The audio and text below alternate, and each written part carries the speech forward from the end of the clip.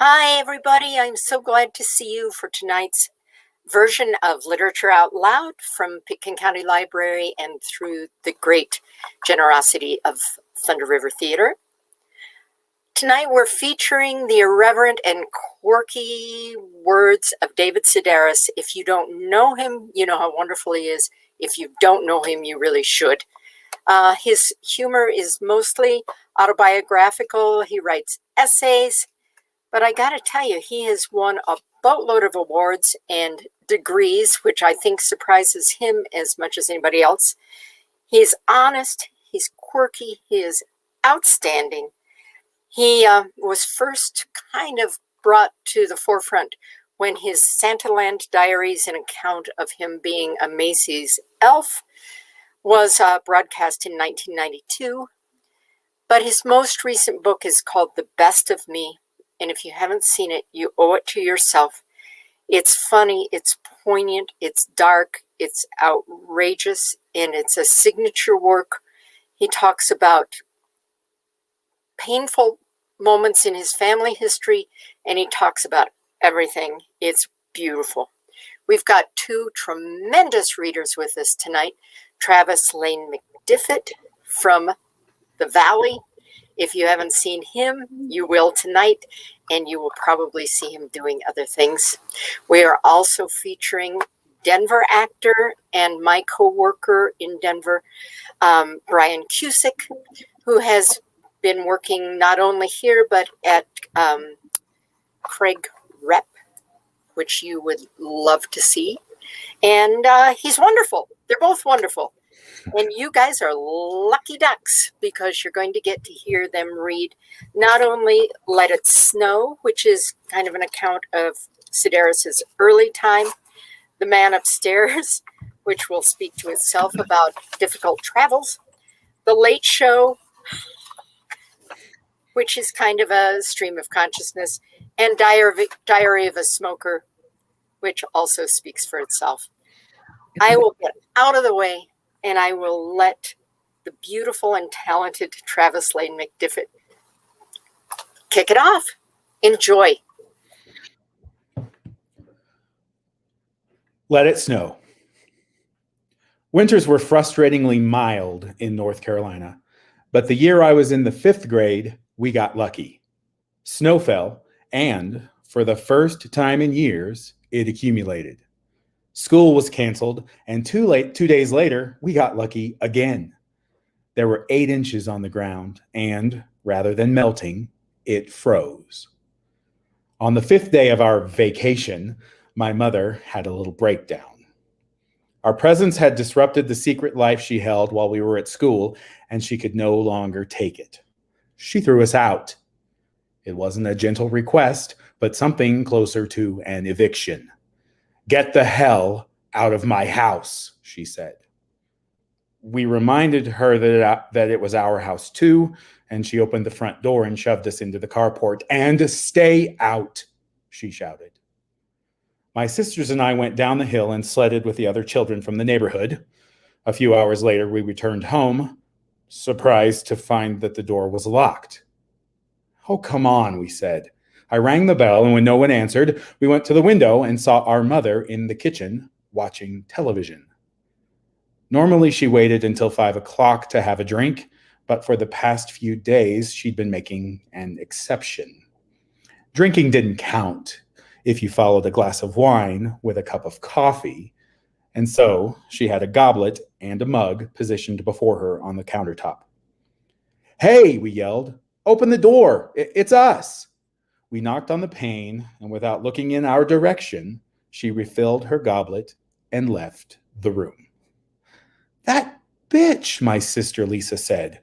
We pounded again and again, and when our mother failed to answer, we went around back and threw snowballs at her bedroom window. "You are going to be in so much trouble when Dad gets home," we shouted, and in response, my mother pulled the drapes. Dusk approached, and as it grew colder, it occurred to us that we could possibly die. It happened, surely. Selfish mothers wanted the house to themselves, and their children were discovered years later, frozen like mastodons in blocks of ice. My sister Gretchen suggested that we call our father, but none of us knew his number, and he probably wouldn't have done anything anyway.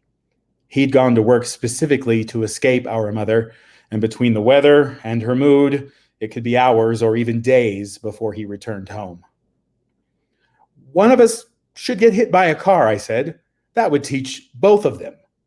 I pictured Gretchen, her life hanging by a thread as my parents paced the halls of Rex Hospital, wishing they had been more attentive. It was really the perfect solution. With her out of the way, the rest of us would be more valuable and have a bit more room to spread out. Gretchen, go lie in the street. Make Amy do it, she said. Amy, in turn, pushed it off on Tiffany, who was the youngest and had no concept of death. It's like sleeping, we told her, only you get a canopy bed. Poor Tiffany. She'd do just about anything in return for a little affection. All you had to do was call her Tiff, and whatever you wanted was yours. Her allowance, her dinner, the contents of her Easter basket. Her eagerness to please was absolute and naked. When we asked her to lie in the middle of the street, her only question was, where? We chose a quiet dip between two hills, a spot where drivers were almost required to skid out of control. She took her place, this 6-year-old in a butter-colored coat, and we gathered on the curb to watch.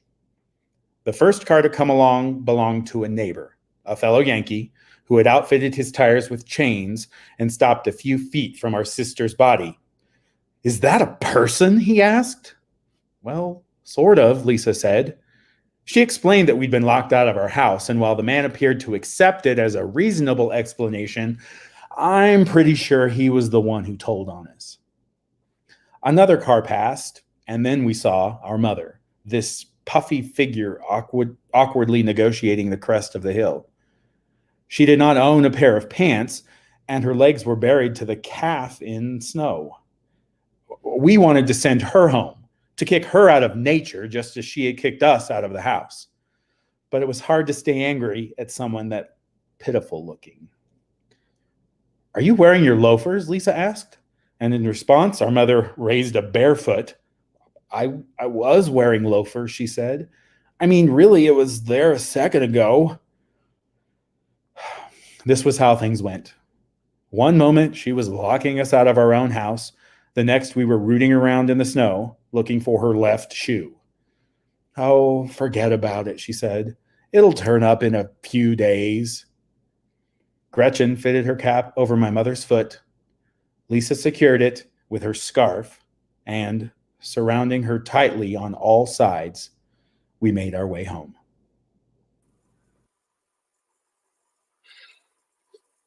The man upstairs. When I was told they canceled my 2 o'clock flight from Boston to Portland, Maine, my first instinct was to lay down on the floor and cry. Time-wise, the delay was hardly the end of the world. My business wouldn't begin until the following morning, but still the news was crushing. The cancellation was a reminder that I do not govern the activities of major airports, which seems obvious enough, but always comes as a terrible shock when stated out loud. Like most people, I've constructed an elaborate house of cards based on the concept that I control the world around me. The hotels in which I stay do not catch fire because I do not wish them to catch fire. The planes stay aloft for the same reason. What religious people call fate, I call luck. And what they call God's will, I call bad luck. Except a canceled flight and suddenly you're on a roll, opening yourself to the possibility of tax audits and spinal cord injuries. Anything could happen once that precedent has been set. The news was disappointing, but I might have sulked a lot harder had my earlier flight not included a bald 5-year-old traveling with a couple I guessed to be his parents. Boys that age do not generally shave their heads, and so I, along with everyone else, naturally assumed he had cancer. When adults get sick, it's commonly decided that they brought it upon themselves. Constance held grudges. Marty destroyed his heart with buttered popcorn. It's our pathetic way of insisting the same thing could not happen to us. But it's sort of hard to blame a child. I mean, what, did he teeth too hard? It was a hot, crowded flight, and we spent an hour on the runway waiting to take off. The beverage service was canceled due to turbulence, but rather than complain, we looked at the bald 5-year-old, realizing that a free Dr. Pepper doesn't mean very much when held against a sick and possibly dying child. No one said anything, but you could tell we were all thinking the same thing. No beverage service? Oh, that's okay, but can we please round up a bag of pretzels for our friend in 11B? It was one of those rare moments when a group of strangers come together in the spirit of quiet benevolence. Had the pilot announced a request for bone marrow, we would have given it. Had he thrown in a few thousand bonus miles, the flight attendant could have walked away with a sack full of warm kidneys. Logan Airport isn't terribly lively on a Sunday afternoon. My rescheduled plane was supposed to leave at 3:30, and I returned to the gate a half hour early to find that, too, had been canceled, this time due to bad weather. At this point, I started wondering if the bald child hadn't been a plant, a professional Tiny Tim shuttled from city to city in order to keep the customers quiet and reflective. I'm normally not that suspicious, but this was an airline that tended to schedule regular, hourly flights and then systematically cancel them until they had collected enough victims to fill an entire plane. The ticket agent's name identified her as Pamela D. She was a pale, red-headed woman who framed her stained teeth with an unflattering coat of thick, liver-colored lipstick. Even her voice was rusty, worn and ragged from barking identical orders to seemingly identical passengers. It was warm and sunny in Boston, and when I asked if conditions were that different 110 miles to the north, she cut me off, saying that neither she nor her associates were personally responsible for the weather. Though she seemed entirely capable of brewing a storm, I hadn't actually accused her of anything. Listen, I said, I just want to know if she cut me off again, saying there was no reason to raise my voice. I'd been speaking to her in my normal conversational tone, and when I repeated the question at half the volume, she instructed me to step away from the counter and return when I was ready to behave like an adult, which meant never. There's really nothing to be done in such situations, but I'm always happy to latch on to someone who thinks otherwise. On this particular occasion, that someone was a self-proclaimed scholar who looked to be in her mid-50s. The woman was scheduled to deliver a speech at a Portland area college and informed the ticket agent that her time was extremely valuable. You people exist from one coffee break to the next, she said. And that's not how things work in academia. This trip was arranged months ago. Notices have been sent. And come 8 o'clock this evening, an auditorium full of people will be waiting to hear what I have to say. This failed to impress Pamela D., who categorized the alleged foul weather as an unfortunate act of God. Don't spout your tripe to me, the scholar said. The others might buy it, but I am an educator, and I can sniff a lie from a mile away. I wasn't sure what this woman thought, but guessed that it might have something to do with the really, really big jewelry. She wore a ring on every finger, a huge pair of boxy copper earrings, and around her neck a coaster-sized medallion embossed with figures of wrestling Athenians. With the possible exception of a suited armored knight, she was a metal detector's worst nightmare. I'm on to you, Missy, she said, walking towards the bank of payphones. You and your whole stinking organization. At 4 o'clock, I heard a rumor that we might start boarding at 4:30. Come 5, word on the street was that we were getting moving just as soon as the baggage was loaded. Around 6, Pamela D. and her associates herded us onto a bus we assumed would carry us to our plane. 20 minutes later, we sat stalled on a dark tarmac. We were informed that our flight attendant had called in sick and that we would be unable to proceed without her. No one was happy, but the scholar took it harder than most. What the hell, she shouted. If you're looking for volunteers, I'll stand at the door and tell everyone to have a nice goddamn day.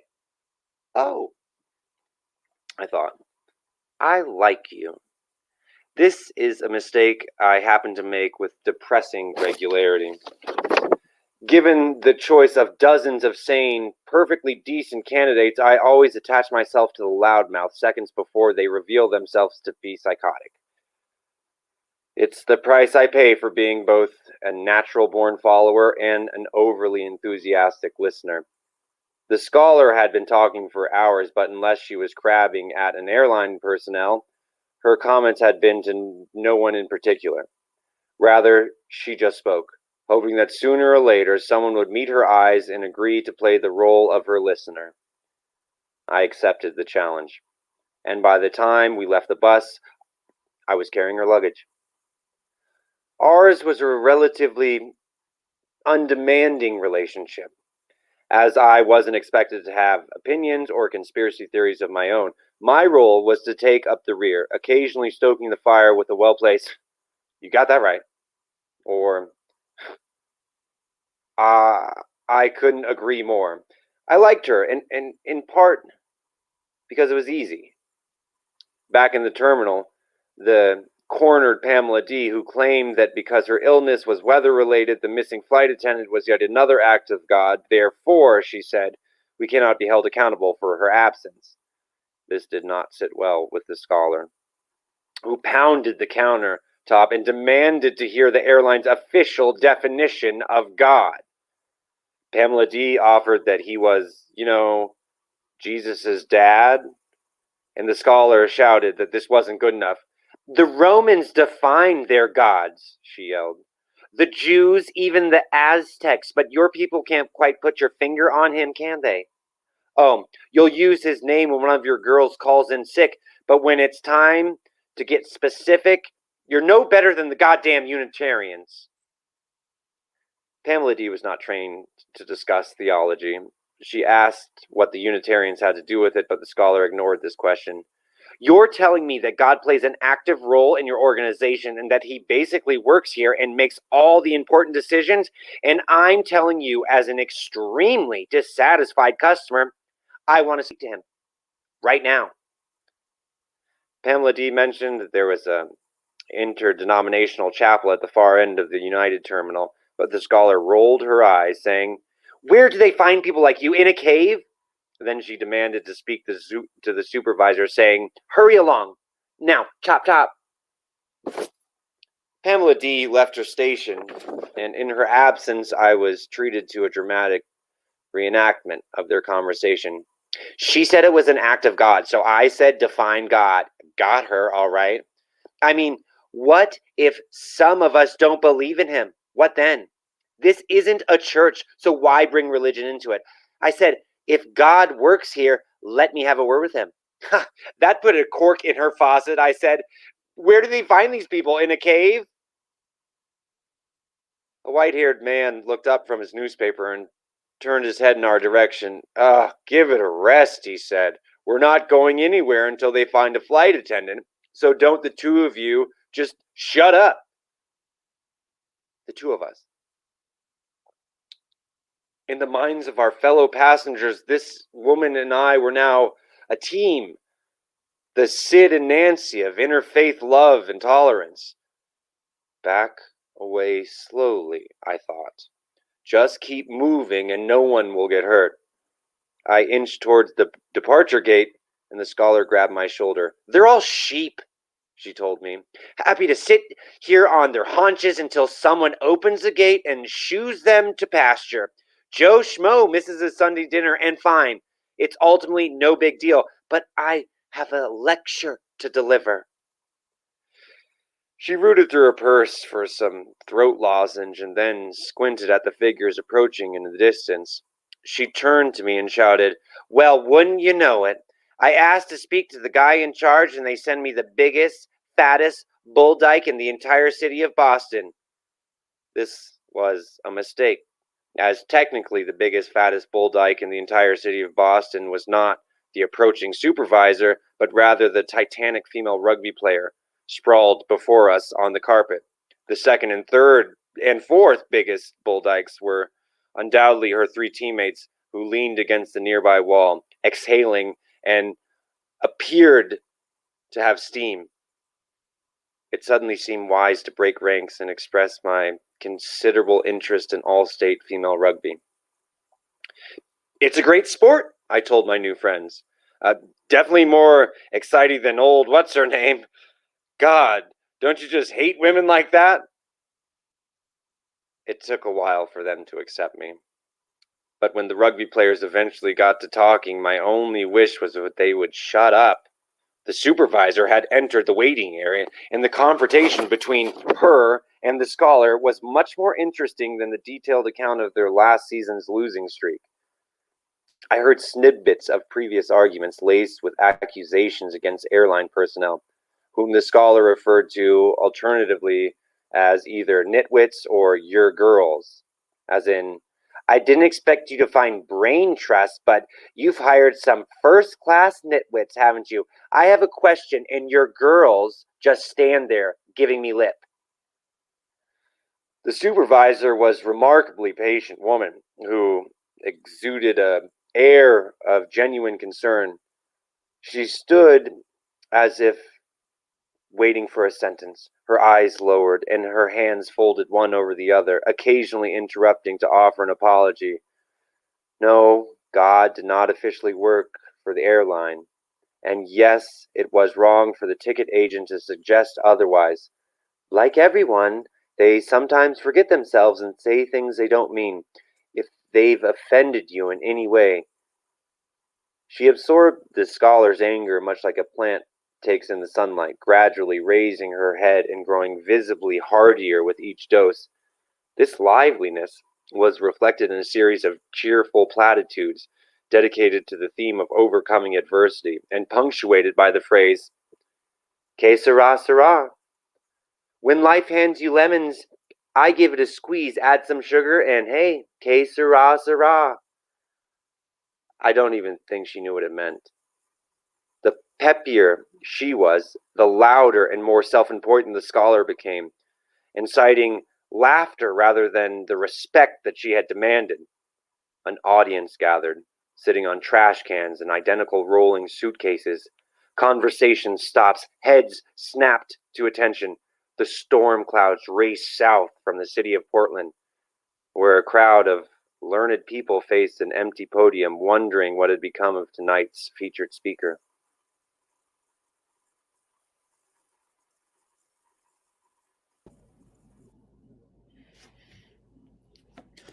The Late Show. I'm thinking of making a little jacket for my clock radio. Nothing fancy or permanent, just something casual it can slip into during the wee hours. I'm not out to match it with the curtains or disguise it to look like something it's not. The problem is not that the clock radio feels underdressed. The problem is that I cannot bear to watch the numbers advance in the heartless way common to this particular model. Time doesn't fly. It flaps. The numbers turning on a wheel that operates much like the gears on a stretching rack. For the first 20 years of my life, I rocked myself to sleep. It was a harmless enough hobby, but eventually I had to give it up. Throughout the next 22 years, I lay still and discovered that after a few minutes, I could drop off with no problem. Follow 7 beers with a couple of scotches and a thimble of good marijuana, and it's funny how sleep just sort of comes on its own. Often I never even made it to bed. I'd squat down to pet the cat and wake up on the floor 8 hours later, having lost a perfectly good excuse to change my clothes. I'm now told that this is not called going to sleep, but rather passing out, a phrase that carries a distinct hint of judgment. As a perverse and incredibly boring experiment, I am now trying to prove that I can get by without the drugs and the drinking. It was hard for the first few months, but then I discovered that I can live without these things.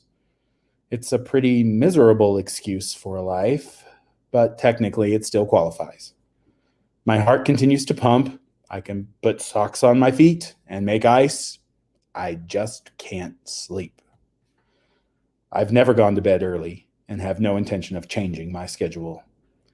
There's always a little hump at about 11 o'clock, which I've traditionally gotten over by drinking a lot of something. I'm used to holding a glass or can and raising it to my mouth every 30 seconds or so. It's a habit my right hand can't seem to break. Having decided in advance that I will never use the word decaf, I began looking for a new beverage. My disappointing search taught me that without the blessing of vodka, tomato juice is a complete waste of time. Even when you buy it in a bottle, it still tastes like the can. I've learned that soda gives me a stomach ache, grape juice gives me a headache, and that nothing is more disgusting than a glass of milk, especially French milk, which comes in a box and can sit unrefrigerated for 5 months, at which point it simply turns into cheese and is moved to a different section of the grocery store. Following a brief and unsatisfying flirtation with lemon-tainted water, I finally settled on tea, which is something I'd never placed beside coffee in terms of things that will keep you awake. I've never been one of those people who talk about a sugar rush or claim to feel the immediate effect of a vitamin tablet. I'm not terribly in touch with my body, but have noticed that, taken in great quantities, tea is actually pretty serious. Drink 12 cups at about 11 p.m. and you'll really notice the difference between going to bed and going to sleep. Even if you're lucky enough to lose consciousness, you'll find you still need to get up every half hour just to empty your bladder.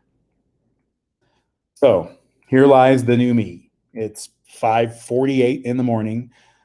I'm thinking of making an outfit for my clock radio, and I'm so full of caffeine that my scalp itches. To read a book or attempt a crossword puzzle would be an admission of defeat. And I know that if I let my mind wander, it would most likely head off in the direction of the liquor cabinet.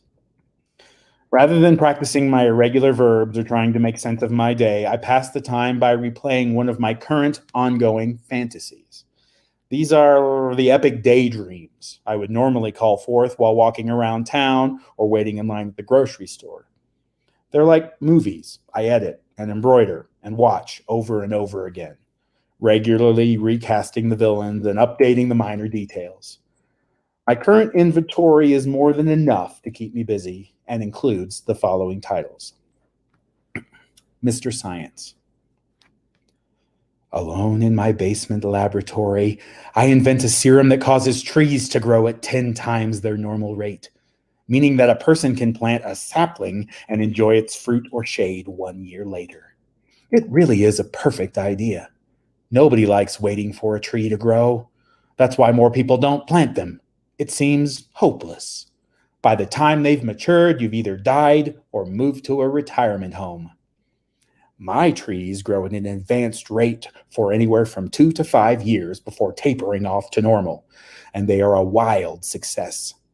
Instant parks are created. Cities and subdevelopments are transformed seemingly overnight, and the hurricane states erect statues in my honor. Frustrated parents attempt to use my serum on their children, but it doesn't work on people. Sorry, I say, but there's no cure for adolescence. The lumberjacks and environmentalists love me equally, but a problem arises when a group of lesser scientists spread the rumor that the leaves of my trees cause cancer in laboratory animals.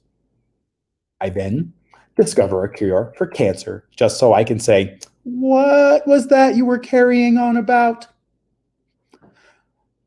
The Mr. Science look changes from one night to the next. Sometimes I'm tall and fair-skinned. Sometimes I'm dark and stocky. The only constant is my hair, which is always thick and straight, cut in such a way that if surfacing from a dive, my bangs would fall to my lower lip. I keep it combed back, but every so often a lock will break free and hang like a whiplash down the side of my face. Mine is a look of intense concentration, the face of a man who's forever trying to recall an old locker combination. When receiving my Nobel Prize, I'm so lost in thought that the peacenik seated beside me has to elbow me in the ribs saying, "Hey, buddy, I think they're calling your name." I'll sometimes have dinner with a group of happily cured cancer patients, but for the most part, I tend to keep to myself, ignoring the great mound of social invitations heaped upon my desk. Without making any great fuss about it, I cure AIDS and emphysema, meaning that people can once again enjoy a cigarette after a rigorous bout of anal sex. There will be a lot of talk about turning back the clock, most of it done by people whose clocks will not be affected one way or the other. Psychologists will appear on TV suggesting that our former AIDS and cancer patients are desperately in need of counseling. We have to teach these people that it's okay to live again, they'll say. Their self-serving message will be met with great peals of laughter, as will the flood of books with titles such as Getting Over Getting Better and Remission Impossible, The Conflict of Identity in a Post-Cancer Society. After decades of falling for such nonsense, the American people will decide they've had enough of pointless anxiety. Antidepressants will go out of style and filthy jokes will enjoy a much-deserved comeback. I cure paralysis because I'm tired of watching skateboarders race down the wheelchair ramps, and I cure muscular dystrophy just to get rid of the Jerry Lewis telethon. I eradicate mental retardations so no one will ever again have an excuse to make a movie based upon an old television series, and I cure diabetes, herpes, and Parkinson's disease as personal favorites to some of my favorite celebrities. I invent a pill that will allow you to drink seawater, and another that will erase the effects of either 12 cups of tea or 7 beers and 2 scotches. All my discoveries make headlines, but the most controversial is a soap that rejuvenates aging skin. You take a bath or a shower, lather yourself in my product, let it sit for 3 minutes, and once it's rinsed off, you look as though you're 25 years old. The effect lasts for 3 days, and the process can be repeated indefinitely. The soap is insanely expensive, and everybody over the age of 40 simply has to have it. Suddenly, nursing home residents resemble oddly dressed graduate students, and beautiful women in adult diapers are driving very slowly and blocking the grocery store aisles with their carts. I like imagining the confusion my product will generate. The startled look of the authentic young single as his date deposits her teeth in a bedside jar, the baby-faced 80-year-old forgetting he'd agree to play Father Time in the New Year's Eve party. Former beauty queens will attempt to reclaim their titles, and no one will suspect a thing until the talent competition, when they offer their rendition of Sunny Boy and Ain't We Got Fun. Sadly, my soap will not work on everyone. If you've had a lot of cosmetic surgery in the past, your eyes lifted, your wrinkles pumped with collagen, your youthful self will appear freakish and cat-like, like one of those aliens rumored to have visited the town of Roswell, New Mexico. For reasons that confound medical science, the product also fails to affect those working in certain professions. The editors of fashion magazines, for example. Here are people who have spent their lives promoting youthful beauty, making everyone over the age of 30 feel like an open sore. Now, too late, they'll attempt to promote liver spots as the season's most sophisticated accessory. Old is the new young, they'll say, but nobody will listen to them.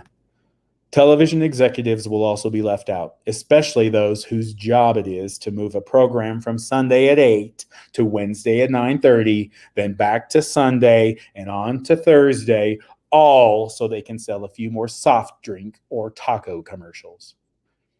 When petitioned by these people to please, for the love of God, come up with something that can help them, I'll redesign the goofy plastic bird that perpetually lowers its head to a little cup of water. My version will work just like the old one, but get this, it'll be wearing a pair of sunglasses. With the money I make from numerous inventions, I build my own spaceship and discover another planet that looks a lot like Earth and is only 20 minutes away. My new world has real estate developers and multinational corporations foaming at the mouth. And I like to imagine the meetings during which they try to explain why the universe needs another Shakey's Pizza or Six Flags amusement park. I'll listen to their presentations and lead them on a bit before suggesting that the recently named planet fuck you up the ass with a sharp stick might not be for everyone. The knockout.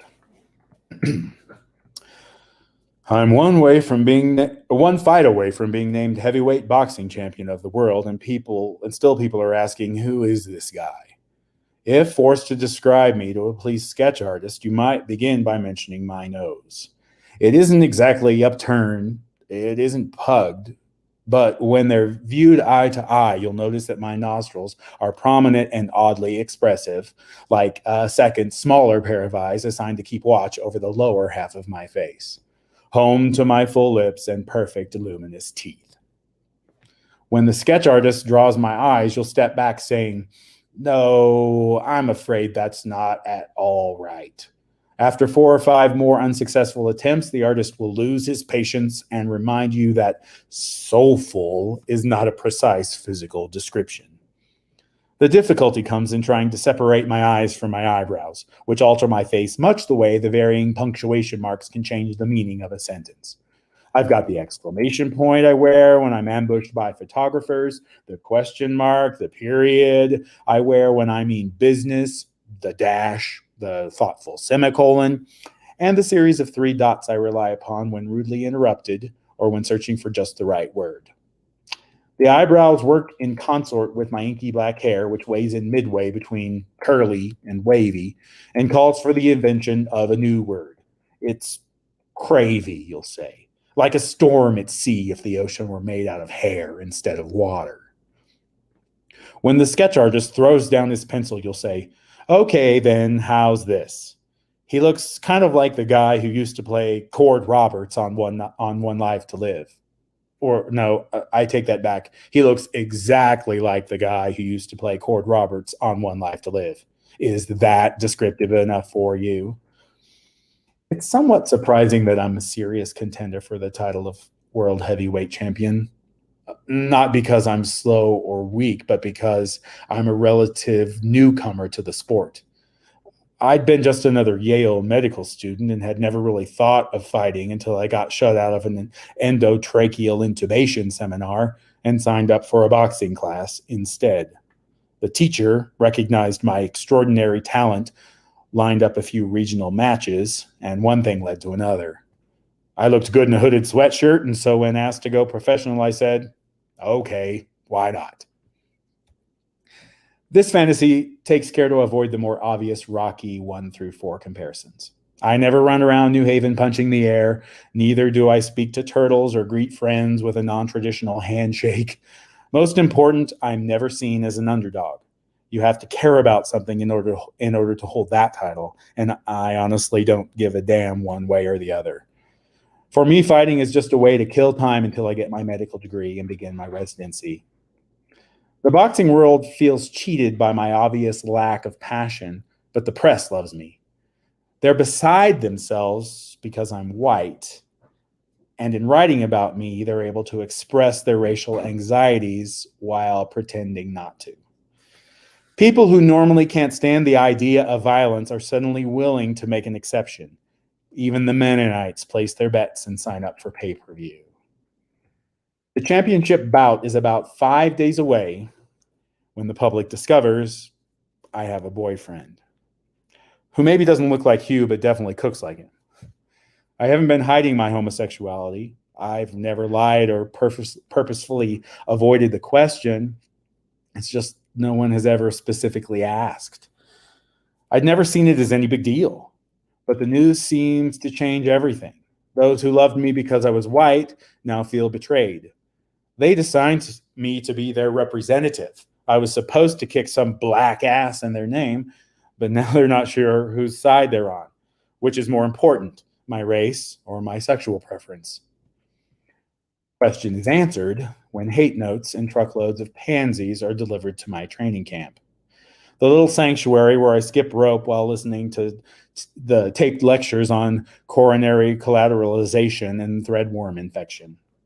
The topics don't pertain to my specific area of study, but as I tell the reporters from Ring magazine, I like to keep informed. A clause in my contract states that before the big fight, I must submit to a Barbara Walters interview. So I do. The first few minutes go pretty much as I'd expected. "Oh, what would you do if you were choking on a peanut?" She asks. Show us how a real champ performs the Heimlich maneuver. The hijinks over, we settle onto the sofa where she clasps her hands and asks if it was hard for me to come out. I know then that had Barbara Walters actually been choking on a peanut, I would have done nothing to help her. I hate the word out has been sexualized and forced into service for all things gay. When out is used as a verb, I start to hyperventilate. If some people are outed, are other people end? Can we say that someone has been besided or overed? I have a similar adverse reaction when interviewed by the gay press. No, I say, I will not be entering the ring draped in a rainbow-striped flag. I must have been out of the country when they took the vote on that one. I abhor the rainbow stripe and would prefer something along the lines of a simple skull and crossbones. In the last few days before the fight, my eyebrows settle into a semi-permanent question mark. I don't understand why I have to represent anyone. Whatever happened to winning the heavyweight championship for Hippocrates? Without really meaning to, I managed to alienate everyone but the endocrinologists. And even some of them are put off by a remark I made concerning blood calcium levels in hypoparathyroidism. It goes without saying that I defeat the standing champion, but the mechanics of the fight never really interest me. I bleed a little, the other guy bleeds a lot, then it's over. I really can't sleep. I kill time casting and recasting both my coach and the genetically altered Hugh. Then I play around with my retirement speech and decorate the waiting room of my doctor's office. I've got a secret. I'm a pretty, slightly chubby White House intern who's had a brief affair with the President of the United States.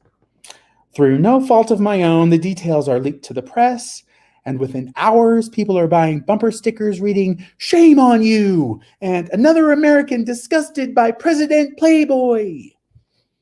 My friends and family are shocked to learn that I had sex with a world leader. Why didn't you tell us, they ask. Though they know it's a silly question. I've always been admired for my ability to keep a secret. I had a baby in high school, and no one ever found out about it. I gave birth in the woods behind my house and put the infant up for adoption just as soon as I'd cleaned myself off. Actually, I just left him in a box outside the agency door. It was a comfortable box, lined with blankets, and I hung around long enough to make sure he'd been found and taken inside. I'm not heartless. I just didn't want to leave a paper trail and have to worry about the child would grow up and come knocking at my door expecting me to put him on a Christmas list. Before it became front page news, I'd almost forgotten that I'd had an affair with the president. It isn't that I sleep around a lot. It's just that aside from the fact that he is the president, the relationship wasn't terribly memorable. I'm at home, defrosting my freezer and watching TV when my president interrupts a lousy speech on education to say, "I never had sex with that woman." Yikes. Okay, I think so. Maybe I made a mistake. He's obviously not the man I thought he was. I refill my ice cube trays and realize that life as I knew it is now officially over. 60 years from now, some doctor will tell his friends that he's just performed a hip replacement on the girl who slept with the president. That's what they'll call me from here on out, and the most I can do about it is try to set a good example. This will be accomplished by concentrating on my best assets and giving the country what it needs rather than what it wants. With reporters camped outside my door, I can't really go anywhere, so I find a hardware store that delivers and decide to paint my apartment. I'm going after the hard-to-reach places behind the radiator when the independent counsel arrives, promising that if I cooperate, I won't have to go to jail. Well, that's a new one, I say. Since when does anybody go to jail just for having sex with the President of the United States? I tell the independent counsel exactly what I've told everybody else, which is nothing. Then I finish painting behind the radiators, eat one last block of fudge, and lose 25 pounds. When told I'd better hire a good attorney, I asked them to give me a public defender. Whoever's available. It makes no difference to me. Why spend the rest of my life paying off my legal fees? I say nothing to the federal prosecutors and nothing to the reporters who call and send exotic flower arrangements, hoping I'll grant an interview or release a statement. They're claiming that I'll talk sooner or later, and it pleases me to know that they are wrong. I will never, for the rest of my life, say one word about my unfortunate affair with the president. I won't even mention the man's name. If it comes up in a crossword puzzle, I'll leave the spaces blank and work around them. He can run his mouth all he wants to, but someone needs to exercise a little control. My public defender means well, but there's no way I'm going to testify in an outfit designed by Liz Claiborne. He's hoping to promote an image of quiet conservatism, but please, I'd rather go to the chair than appear before the entire world dressed like a department manager at J.C. Penney. Rather, I take my cue from Gone with the Wind, the scene in which Scarlett is forced to attend Miss Melanie's birthday party. She's just been caught behind the lumberyard with Ashley, and the whole town is talking about it. If she'd had her way, she would have stayed home, but Rhett Butler forces her to attend, wearing a dress that screams guilty, yet looks so good that you're left wondering why she'd ever lowered herself to chase after Ashley Wilkes. Given the high visibility factor, every designer in the world wants to dress me for my grand jury appearance. I go with one of the young English upstarts and choose a slightly exaggerated, magnificently tailored suit that emphasizes my new waspy figure. Accessorized with the right mix of confidence and haughtiness, it reduces my audience to a world of leering carpetbaggers and gasping ant pity-pats. The moment I enter the courtroom, it is understood that I am the most audacious and beautiful woman in the world. When called to the stand, I give nothing but my first and last names. The transcription will record that all subsequent questions were answered with either, "You've got to be kidding," or, "I honestly don't see how that's any of your business." The judge holds me in contempt, and the fashion press notes that my suit jacket neither strained nor bunched when my hands were cuffed behind my back. I don't know how long they might sentence someone for refusing to disclose the details of an affair, but I imagine it wouldn't be more than a year or two. I do my time quietly, but maintain a polite distance from those who would like to profit from my friendship. It looks really bad that the president allowed me to go to prison, and people will often try to tap what they imagine to be my considerable wellspring of anger. As always, I say nothing. In keeping my mouth shut, I become an anomaly, an icon. My name is now a code word, not for a run-of-the-mill sex act, but for someone who displays an inordinate amount of dignity. Someone beautiful and mysterious and slightly dangerous. After prison, I published a novel under an assumed name. The book is Lolita, word for word, and I'm allowed to write it because, under the conditions of the fantasy, Vladimir Nabokov never existed. Because it is so magnificent, my book creates a huge stir. Reporters go hunting for the author. When they discover it's me, I think, God damn it, can't you people find anything better to do? I now have a reputation as both a dignified enigma and a genius. But I don't want people reading Lolita because I wrote it. My masterpiece is demeaned by their pointless search for a hidden autobiographical subtext.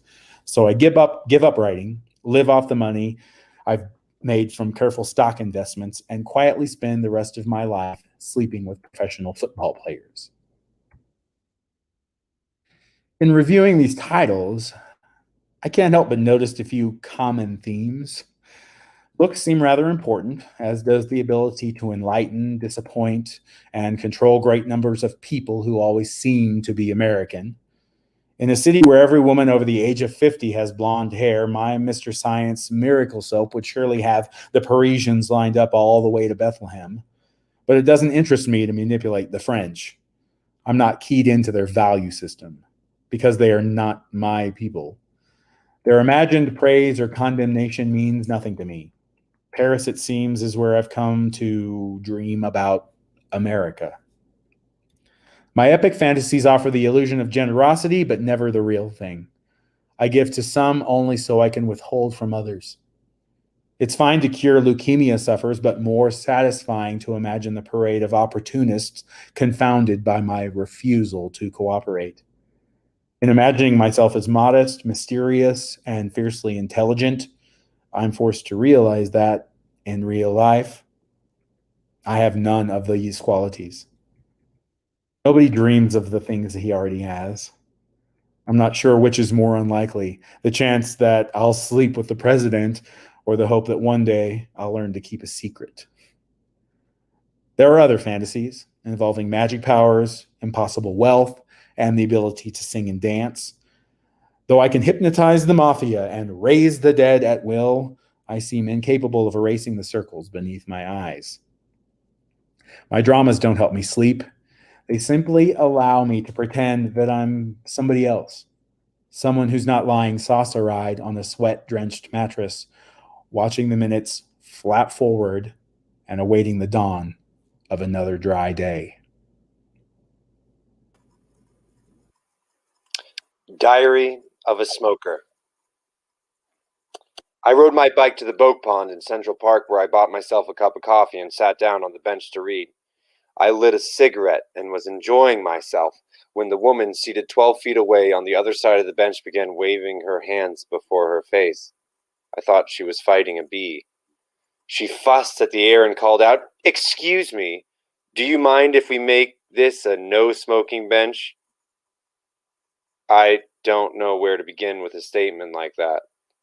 Do you mind if we make this a no-smoking bench? There is no we. Our votes automatically cancel each other out. What she meant to say is, do you mind if I make this a no-smoking bench? I could understand if we were in an elevator or locked together in the trunk of a car, but this was outdoors. Who did she think she was? This woman was wearing a pair of sandals, which is always a sign of trouble. They looked like the sort of shoes Moses might have worn while he chiseled regulations onto stone tablets. I looked at her sandals and at her rapidly waving arms, and I crushed my cigarette. I acted like it was no problem, and then I stared at the pages of my book, hating her and Moses, the two of them. The trouble with aggressive non-smokers is that they feel that they are doing you a favor by not allowing you to smoke. They seem to think that one day you'll look back and thank them for those precious 15 seconds they handed you. What they don't understand is that those are just 15 more seconds you can spend hating their guts and plotting revenge. My school insurance expires in a few weeks, and I made an appointment for a checkup. It's the only thing they'll pay for, and all my other complaints have been dismissed as cosmetic. If you want a kidney transplant, it's covered, but if you desperately need a hair transplant, it's cosmetic. You tell me. I stood around the examining room for 20 minutes, afraid to poke around, as ever so often a nurse or some confused patient would open the door and wander into my room. And it's bad enough to be caught in your underpants, but even worse to be caught in your underpants scratching out a Valium prescription on someone else's pad. When the doctor finally came, he looked over my chart and said, "Hey, we almost have the exact same birth date. I'm 1 day younger than you." That did wonders for my morale. It never occurred to me that my doctor could be younger than me. Never entered my mind. He started in and asked a few preliminary questions and then said, "Do you smoke?" "Only cigarettes and pot," I said. He gave me a look. "Only cigarettes and pot, only?" "No crack," I said. "Never touched the stuff. Cigars either. Terrible habit. Nasty." I was at work, defrosting someone's freezer, when I heard an EPA report on secondhand smoke. It was on the radio, and they reported it over and over again, and it struck me the same way a previous EPA report must have struck auto manufacturers and other owners of chemical plants as reactionary and unfair. The report accused smokers, especially smoking parents, of criminal recklessness, as if they were people who kept loaded pistols lying on the coffee table. crowded alongside straight razors and mugs of benzene. Over Christmas, we looked through the boxes of family pictures and played this game called Find Mom, Find Mom's Cigarette. There's one in every picture. We've got photos of her pregnant, leaning towards a lit match. There's others of her posing with newborn babies, the smoke forming halos over their heads. These pictures gave us a warm feeling. She smoked in the bathtub, where we'd find her drowned butts lined up in a neat row beside the shampoo bottles. She smoked through meals and often used her half-empty plate as an ashtray. Mom's theory was that if she cooked the meal and she did the dishes, you were allowed to use your plate however you liked. Made sense to us. Even after she was diagnosed with lung cancer, she continued to smoke, although less often. On her final trip to the hospital, sick with pneumonia, she told my father she'd left something at home and had him turn the car around. And there, standing at the kitchen counter, she entertained what she knew would be her last cigarette. I hope she enjoyed it. It never occurred to any of us that Mom might quit smoking. Picturing her without a cigarette was like trying to imagine her on water skis. Each of us is left to choose our own quality of life and take pleasures where we can find it, with the understanding that, like Mom used to say, sooner or later something's going to get you.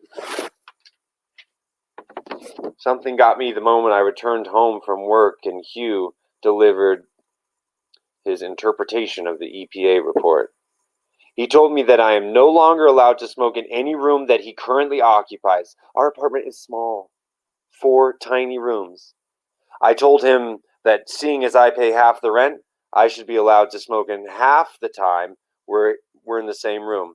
He agreed on the condition that every time I lit a cigarette, all the windows in the house must be open. It's cold outside. Oh, gentlemen, I would love to say that you have channeled David Sedaris, but I'm not sure that's a compliment. I must say, though, you have done a beautiful, beautiful job. And to all of the people that are listening, if you enjoyed this, there is so much more of David Sedaris, some of which I didn't even think was appropriate for us to put on this program. So please look up David Sedaris. You owe it to yourself. Thank you, my friends, both of you. That was lovely. And I would like to let you know that next month, we're looking forward to hearing the words of the author named Jennifer Egan. And she was new to me, should not have been, but she was. She's won a Pulitzer Prize. She's very urban. She's very edgy. And she's not at all like David Sedaris. So it's a new deal. And she will have her words read for you by the very talented Elizabeth Walsh and the equally talented Kathy Markle. So look for us on the 3rd Wednesday of May. Same time, same channel. And as always, you can also see our programs through YouTube and Facebook. And I have to thank the incomparable Sean Jeffries and the generosity of Thunder River Theater. Thank you, my friends. I'll look for you another time. Brian, I'll see you at work, buddy. Yes, you will. Bye. Thank you, Travis. Thank you, Sean. I love you all. Good night, folks.